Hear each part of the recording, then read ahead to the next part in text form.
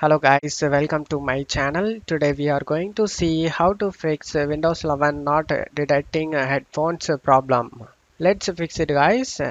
First you need to make sure your headphones wire connected properly.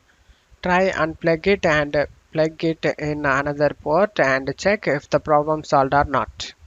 If not, you just need to go to search menu and type control panel. Click on open it. Select view by two large icons and select sound.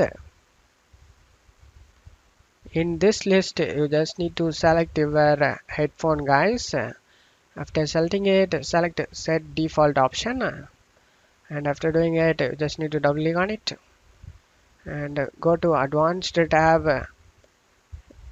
In default format, click on the drop down and select the highest format, and you just need to make sure that this both options are checked, and after that select apply and OK for save changes.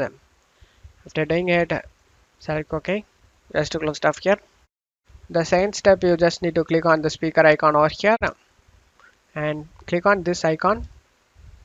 In this list you need to select the correct output device guys. After selecting it, you just need to go back. The third step, you just need to go to search menu and type device manager, click on open it. Expand the audio input and outputs. In this list you just need to right click on your headphone and select update driver. Select search automatically for drivers.